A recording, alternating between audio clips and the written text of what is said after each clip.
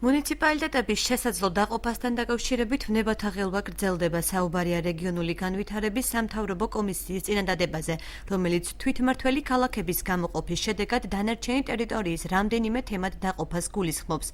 არასაპარლამენტო პარტიების წარმომადგენლები და ადგილობრივ თვითმმართველობათა ეროვნული ასოციაციის წევრები ამ იდეის წინააღმდეგი არიან. მათი შეფასებით არჩევნებამდე 3 თვით ადრე მსგავსი მოქმედებები საარჩევნო კამპანიის დაწყებას შეუშლის ხელს. კატეგორიული მოთხოვნა არის ამ თვითმმართველობის არჩევნებისათვის აღარ შეიცვალოს საზღვრები.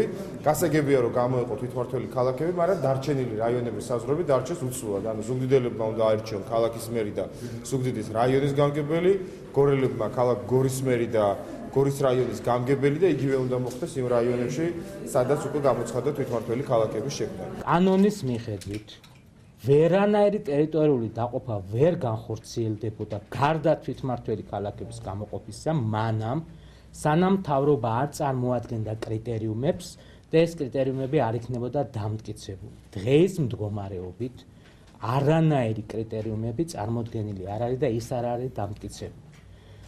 შესაბამისად შეუძლებელია ამ დაყოფის განხორციელება კანონიერი გზით.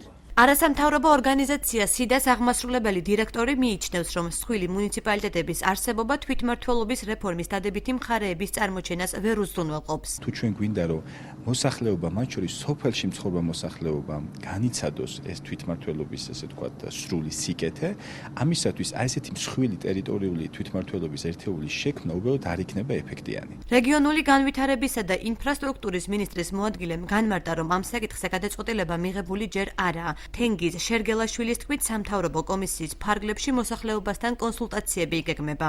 სამთავრობო კომისიამ დაიწყო განხილვები ამ საკითხის. არანაირი გადაწყვეტილება არ არის მიღებული, არის ვერსიები.